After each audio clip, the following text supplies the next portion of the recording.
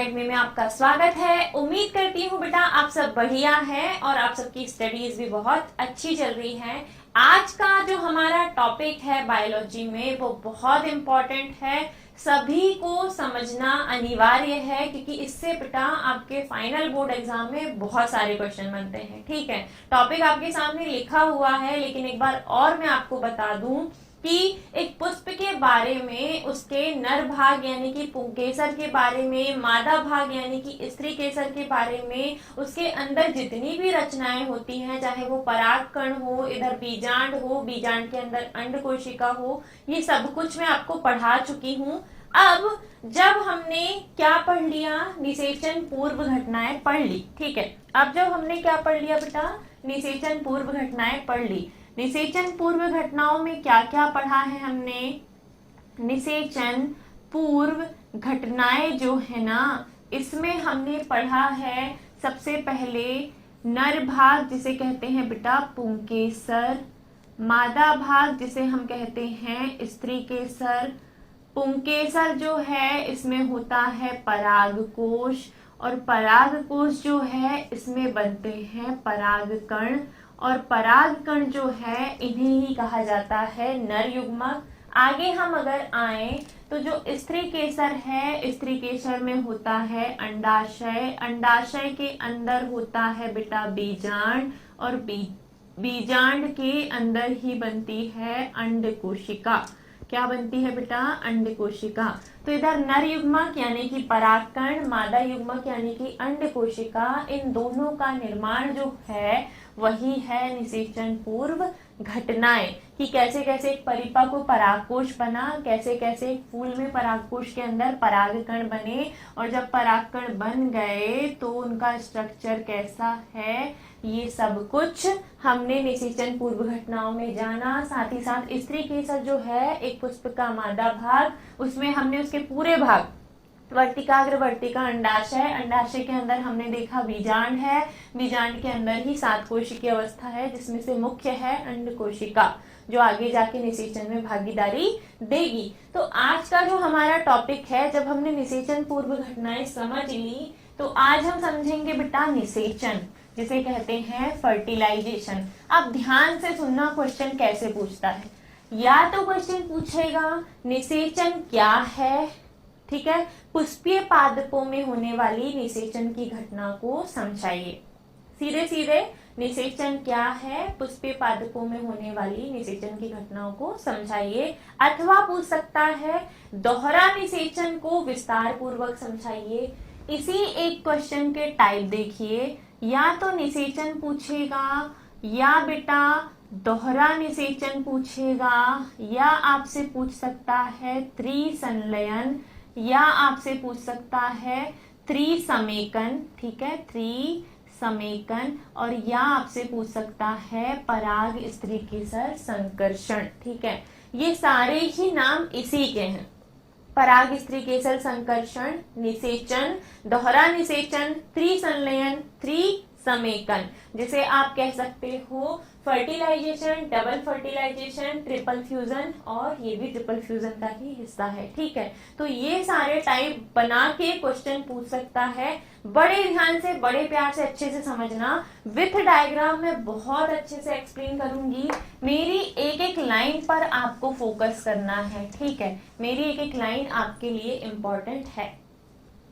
जैसे ही पुष्प का परागकोश मैच्योर होता है, परागकोश से आशय बेटा पुष्प का नर भाग। ठीक है, ये है परागकोश। ये जो परागकोश है बेटा, इसके अंदर बने हैं ढेर सारे परागकण। जब ये परागकण कंप्लीट हो गए, बनके मैच्योर हो गए, तो परागकोश फटा और सारे के सारे परागकण बाहर आ गए। परागकोश फटा और सारे के सारे परागकण बाहर आ गए। अब हम बात करते हैं पुष्प के मादा भाग की। यहाँ हम कराएंगे परागण की प्रक्रिया। तो जिस किसी बच्चे ने परागण नहीं पढ़ा है तो वो जाएं और परागण की प्रक्रिया को अच्छे से पढ़ के आए। मैंने कल के ही लेक्चर में बहुत अच्छे से समझाया है बेटा।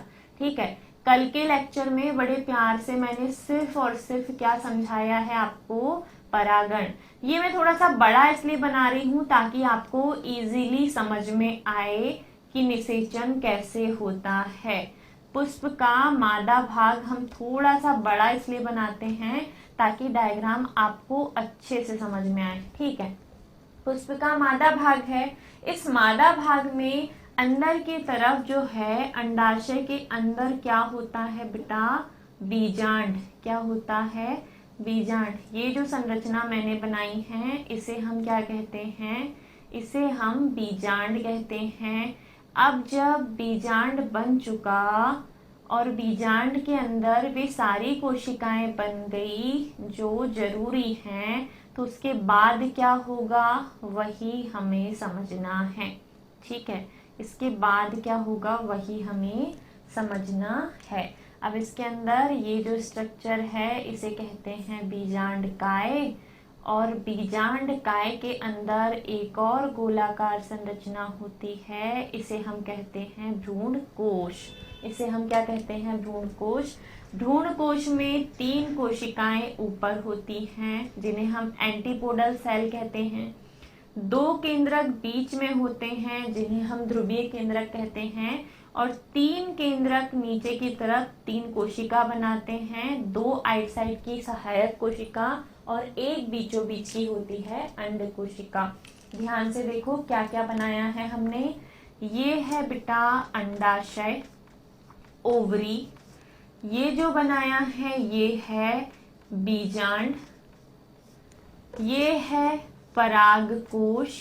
ठीक है, क्या है ये, परागकोश। ये जो निकले हैं ये हैं परागकण, जो बाहर आए हैं उन्हें हम क्या कह रहे हैं, परागकण। ये है पुष्प का ऊपरी हिस्सा स्त्री केसर का, जिसे कहा जाता है बेटा वर्तिकाग्र। ठीक है, ये है वर्तिकाग्र, ये वर्तिका है, ये अंडाशय। अंडाशय के अंदर, बीजांड के अंदर ये जो गोलाकार संरचना है इसे भ्रूण कोश कहते हैं। भ्रूण कोश के अंदर ये जो बीच वाली कोशिका है इसे कहा जाता है बेटा अंड कोशिका। ठीक है, जिस जिसकी जरूरत है मैं सिर्फ आज उनका नाम लिखूंगी। ये है अंड कोशिका। आजू बाजू की जो है वो है सहायक कोशिका, हेल्पिंग सेल, जिसे कहते हैं सहायक कोशिका। ध्यान से समझना, आंखें बिल्कुल यही होनी चाहिए, इधर उधर ध्यान नहीं जाना चाहिए। अब ये सहायक कोशिका है, बीच वाली अंड कोशिका है। ये जो बीचों बीच में हिस्सा बचा हुआ है, ये जो 2 केंद्रक है इन्हें कहते हैं बेटा ध्रुवीय केंद्रक या पोलर न्यूक्लियाई। ध्रुवीय केंद्रक या पोलर न्यूक्लियाई। क्लियर। अब हमें करवाना है निषेचन। तो जैसे ही परागकोश परिपक्व हुआ, परागकण बाहर आते हैं। परागकण परागण की प्रक्रिया के द्वारा, किस प्रक्रिया के द्वारा बेटा, परागण, पॉलिनेशन।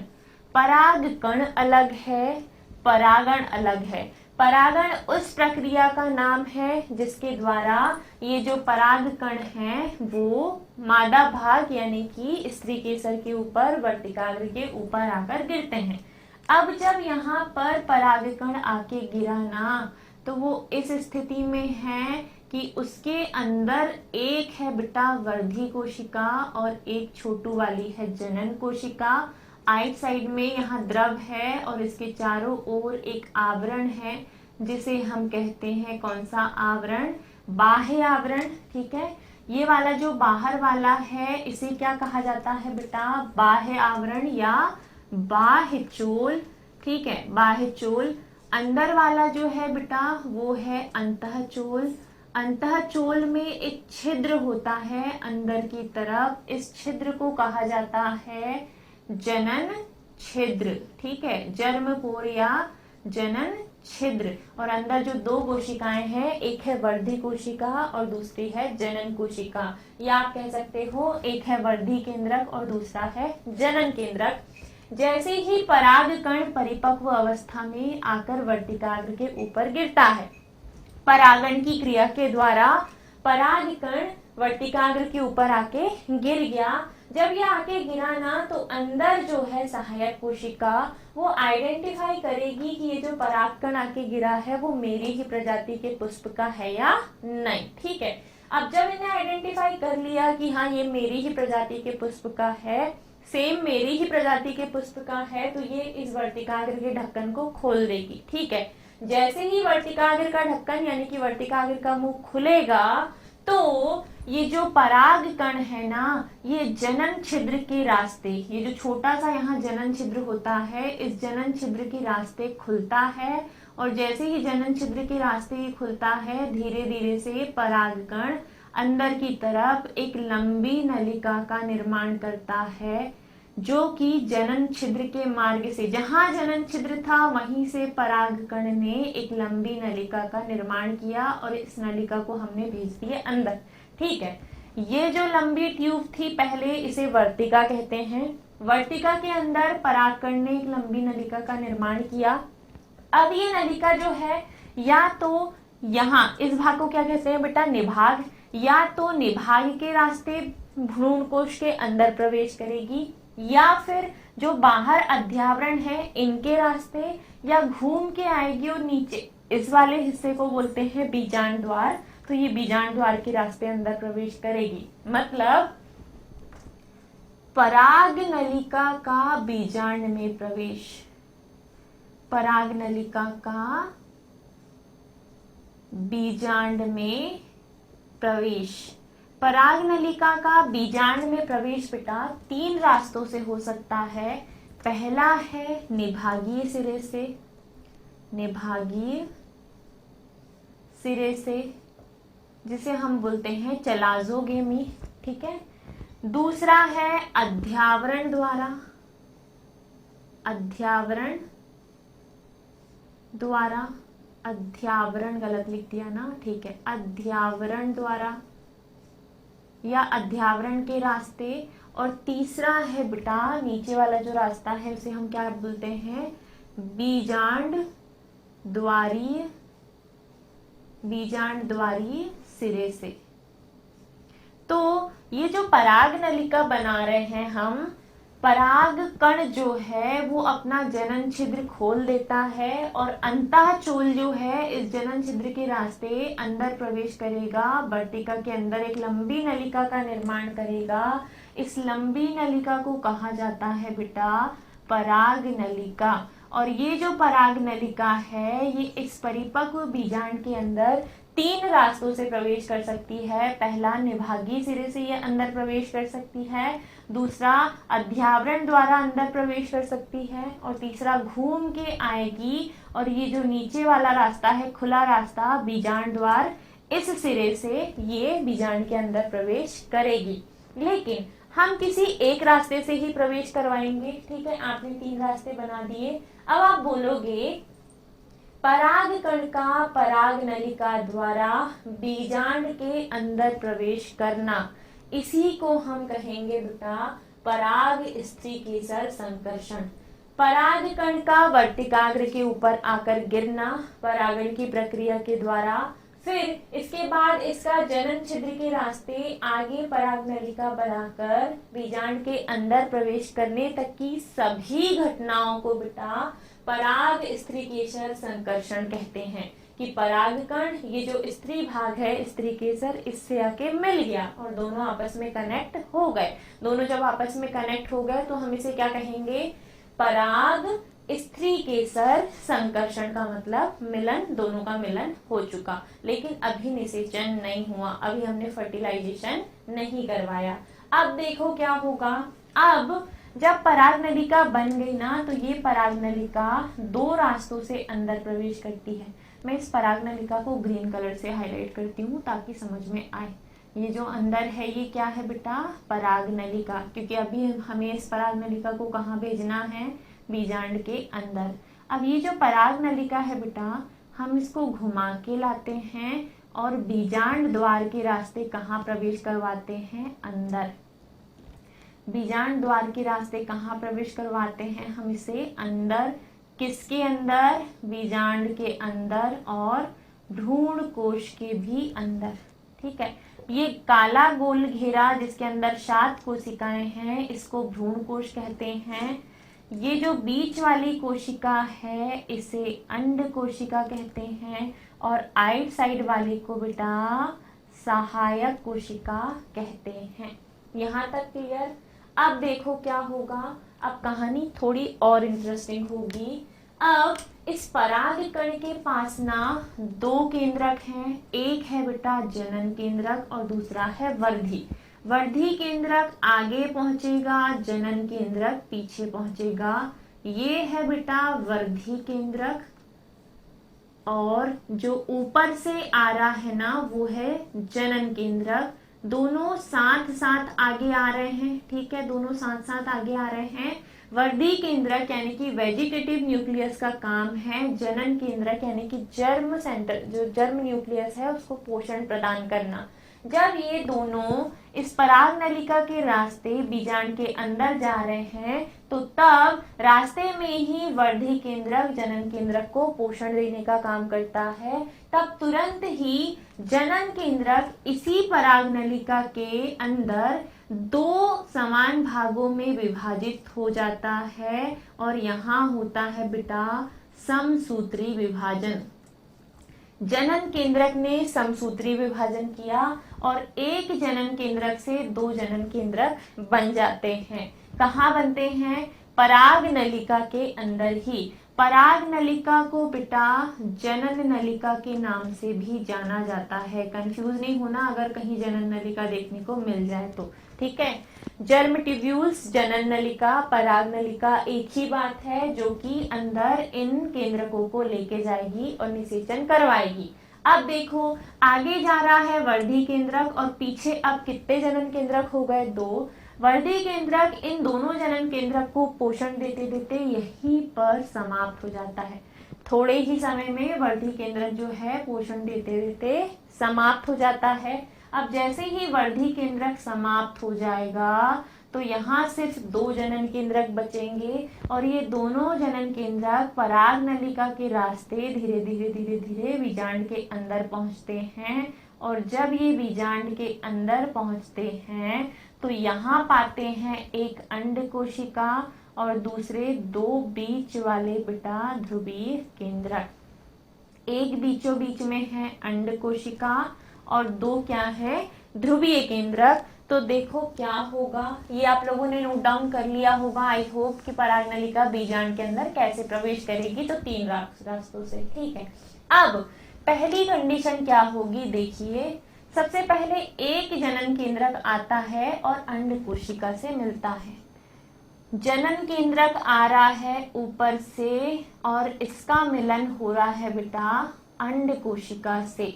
जैसे ही जनन केंद्रक अंड कोशिका से मिलता है तो यहाँ एक प्रक्रिया होती है। इस प्रक्रिया को कहा जाता है बेटा युग्मक संलयन, क्योंकि एक है नर युग्मक और दूसरा है मादा युग्मक। एक है नर युग्मक और दूसरा है मादा युग्मक। नर युग्मक भी अगुणित है, इसके पास सिर्फ एन है। मादा युग्मक भी अगुणित है, इसके पास भी सिर्फ एक एन है। और दोनों अगुणित अगुणित जब मिल जाएंगे ना, दोनों अगुणित अगुणित जब मिल जाएंगे तो एक नई रचना बनाते हैं और इस नई रचना को कहा जाता है बेटा युग्मनज, जाइगोट। और जब युग्मनज बनेगा तो ये अगुणित और अगुणित मिलकर हो जाएंगे द्विगुणित यानी कि 2n और ये संरचना हो जाएगी कैसी? द्विगुणित यानी कि डिप्लॉइड। और जैसे ही ये द्विगुणित रचना बनेगी इसी प्रक्रिया को नाम दिया जाएगा बेटा निषेचन। इसी प्रक्रिया को नाम दिया जाएगा क्या? निषेचन। फर्टिलाइजेशन हो गया। देखो क्या हुआ, एक जनन केंद्रक जो कि परागकण का था वो आया, रास्ते में ही इन्हें समसूत्री विभाजन कर लिया।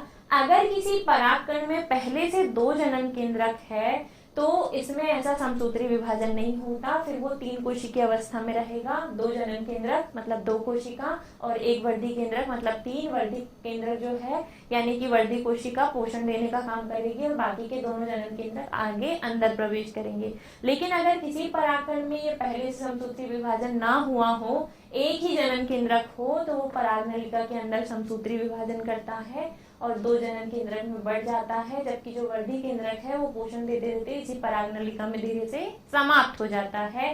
अब 2 में से एक जनन केंद्रक सीधे पहुंचता है बीजांड के अंदर, अंड कोशिका से इसका मिलन होता है और जब अंड कोशिका से इसका मिलन होता है तो जनन केंद्रक और अंड कोशिका के मिलन से एक नई रचना बनती है बेटा, युग्मनज। और जो युग्मनज होता है वो कैसा है बेटा, युग्मनज द्विगुणित होगा। ये अगुणित है, अंड कोशिका भी अगुणित है और जब दोनों हैप्लॉइड मिलेंगे तो डिप्लॉइड यानी कि द्विगुणित स्ट्रक्चर का निर्माण करेंगे। इसी प्रक्रिया को हम कहेंगे निषेचन यानी कि फर्टिलाइजेशन। बधाई हो, बीज का निर्माण की जो पहली प्रक्रिया है वो हो चुकी है, अब बच्चे का जन्म होगा। लेकिन यहाँ बच्चा पैदा नहीं होता, यहाँ होता है निषेचन के बाद बीज का निर्माण, जिसमें सबसे पहले बनने वाली रचना का नाम क्या है, युग्मनज। अब मैडम एक बार आपने निषेचन करा दिया, लेकिन दूसरे जनन केंद्रक का काम क्या है हमें वो भी बताइए।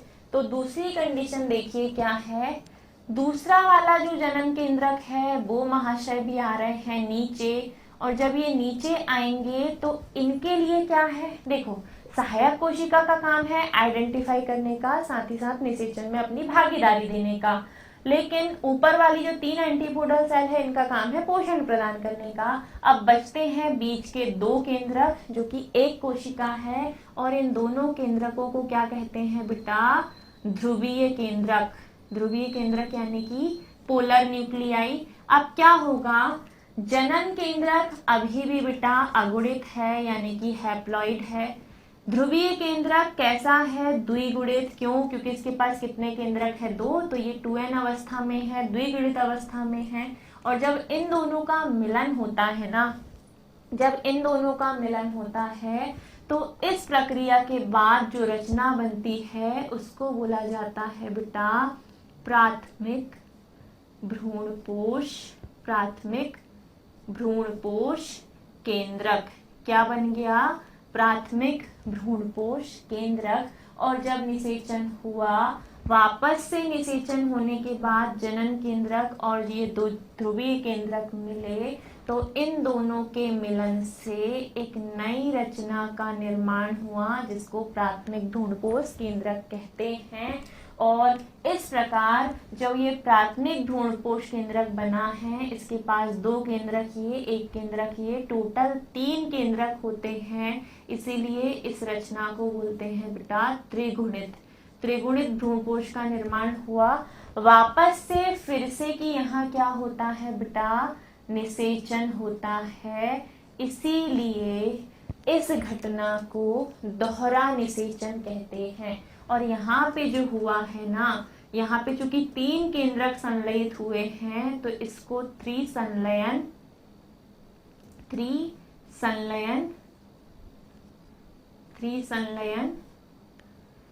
या त्रिसंलयन गलत लिखा है मैंने एक्चुअली, त्रिसंलयन या त्रिसमेकन, ट्रिपल फ्यूजन भी कहते हैं। ठीक है, त्रिसंलयन या त्रिसमेकन भी कहते हैं। चूंकि यहाँ निषेचन की घटना कितनी बार होती है बेटा, 2 बार होती है, 2 बार होती है। इसलिए इस घटना को क्या बोलते हैं बेटा, दोहरा निषेचन। क्या बोलेंगे, दोहरा निषेचन, जिसे आप बोलोगे बेटा डबल फर्टिलाइजेशन। डबल फर्टिलाइजेशन भी कहते हैं। कितने सारे नाम हैं एक ही प्रोसेस के, ठीक है, कितने सारे नाम हैं एक ही प्रोसेस के। एक है डबल फर्टिलाइजेशन, एक है बेटा त्रिसंलयन, एक है त्रिसमेकन। इधर निषेचन हो गया और इधर वापस से निषेचन हुआ जिसको हमने दोबारा निषेचन बोला, यहाँ पे वापस से क्या हुआ है, निषेचन। दोबारा क्या हुआ है, यहाँ निषेचन हुआ है, जिसको हमने त्रिसंलयन कहा, क्योंकि यहाँ कितने केंद्रक मिले हैं बेटा, 3। तो इस प्रकार हम ये कह सकते हैं कि जो नर युग्मक है उनकी संख्या 2 है। 2 जनन केंद्रक यानी कि 2 नर युग्मक बीजांड के अंदर प्रवेश करते हैं। अंदर प्रवेश करने के 3 रास्ते हो सकते हैं, या तो ये निभाग के तरफ से अंदर आ सकते हैं, या अध्यावरण की तरफ से, या बेटा बीजांड द्वार के तरफ से अंदर आ सकते हैं। अब आगे क्या होगा, तो देखो एक जनन केंद्रक आ रहा है नीचे, और जब ये एक जनन केंद्रक नीचे आएगा तो किससे मिलेगा बेटा, अंड कोशिका से। और जैसे ही ये अंड कोशिका से मिलेगा तो इन दोनों के मिलन की प्रक्रिया को युग्मक संलयन कहेंगे, ठीक है। और युग्मक संलयन के बाद जो नई रचना बनेगी उसे युग्मनज या बेटा इसे जाइगोट कहते हैं। इंग्लिश में अगर पूछेगा तो जाइगोट कहते हैं। जब जनन केंद्रक की बात करेंगे तो ये अगुणित होता है, अंड कोशिका भी अगुणित होती है, लेकिन जब दोनों का मिलन हुआ तो युग्मनज बना, जो कि कैसा होगा, द्विगुणित। यही युग्मनज आगे जाके भ्रूण बनाएगा, और भ्रूण आगे जाके बीज बनाएगा, जिसको हम अगले पार्ट में कवर करेंगे। लेकिन अभी के लिए याद रखो, युग्मनज बना किस प्रक्रिया के बाद, निषेचन के बाद, जो कि स्ट्रक्चर है कैसा, द्विगुणित। ऑब्जेक्टिव टाइप में पूछेगा कि अंड कोशिका कैसी होती है, अगुणित। जनन केंद्रक कैसा होता है, अगुणित। युग्मनज कैसा होता है, द्विगुणित। प्राथमिक भ्रूणपोष केंद्रक कैसा होता है, त्रिगुणित। प्राथमिक भ्रूणपोष केंद्रक के निर्माण की प्रक्रिया को क्या कहते हैं, त्रिसंलयन या त्रिसमेकन, ट्रिपल फ्यूजन कहते हैं। क्योंकि अगला वाला जो जनन केंद्रक है वो नीचे जाएगा, ध्रुवीय केंद्रक से मिलेगा, और ध्रुवीय केंद्रक की संख्या 2 है, जनन केंद्रक की 1, तो टोटल हो गए 3, और 3 वाला स्ट्रक्चर है कैसा, त्रिगुणित, जिसे हमने नाम दिया है प्राथमिक भ्रूणपोष केंद्रक। तो यहाँ पे वापस से निषेचन होगा, इसीलिए इसे दोहरा निषेचन यानी कि डबल फर्टिलाइजेशन कहा जाता है। और यहाँ पे चूंकि जो रचना बनी है वो त्रिगुणित है, इसीलिए इसे त्रिसंलयन या त्रिसमेकन भी कहते हैं। इस प्रकार पुष्पीय पादपों में 2 बार निषेचन की घटना होती है। पहली बार निषेचन के बाद बेटा युग्मनज बनता है, और दूसरी बार निषेचन के बाद प्राथमिक भ्रूणपोष केंद्रक बनता है। दोनों का रोल अलग अलग है, जिसे मैं अगले टॉपिक पे बताऊंगी, ठीक है। अगला जो हमारा टॉपिक होगा वो इसी के आगे का होगा। प्रॉपर डायग्राम के साथ मैंने आपको समझाया है, इसके पहले की सभी घटनाएं आपको एक्सप्लेन की है। और आज का टॉपिक बहुत ज्यादा इंपॉर्टेंट है, यहाँ से क्या उठा के पूछ लेगा नहीं पता। एनसीईआरटी की लाइंस हमारी पूरी मतलब जितनी भी दी हुई है ना, सब कुछ इम्पोर्टेंट है, हमें कुछ भी छोड़ के आगे नहीं बढ़ना। तो इस प्रकार मैं ये कह सकती हूँ कि जितना मैडम ने अभी पढ़ाया है आपको पूरा घोल के पी जाना है। प्रॉपर अपने नोट्स बनाने हैं हैंड रिटन। आपको अगर नोट्स चाहिए तो आप हमसे कांटेक्ट कर सकते हो, हम जल्दी ही वेबसाइट पे अपने नोट्स अपलोड कर देंगे, ठीक है। और साथ ही साथ उम्मीद मैं आपसे यही करूंगी कि इतना अच्छा, इतना एक्सप्लेन करने के बाद आप वीडियो को लाइक जरूर करेंगे, शेयर करेंगे अपने दोस्तों के साथ। चैनल को सब्सक्राइब नहीं किया है तो बोलने की जरूरत नहीं पड़नी चाहिए, कर दो यार, इसके पैसे नहीं लगते। और अगर आप फाइनेंशियली कैपेबल हो तो आप हमें सपोर्ट कर सकते हो। आपको क्विज वगैरह की प्रैक्टिस करनी है तो आप हमारे इंस्टाग्राम चैनल को फॉलो करो, वहां पे हम डेली क्विज डालते हैं। डेली कुछ ना कुछ एक आध क्वेश्चन इंटरेस्टिंग आपके लिए डलता है, और बहुत कुछ 1 मिनट रिवीजन, क्विक रिवीजन जो है वो शॉर्ट हमारे वहीं डलते हैं, तो आप वहां पे जरूर विजिट करें। मिलते हैं अगले वीडियो में। अगले वीडियो में जब मैं मिलूं तो इस टॉपिक को आपको पढ़ के आना है अच्छे से, ठीक है। बाय बाय, टेक केयर, ख्याल रखिए अपना, राधे राधे।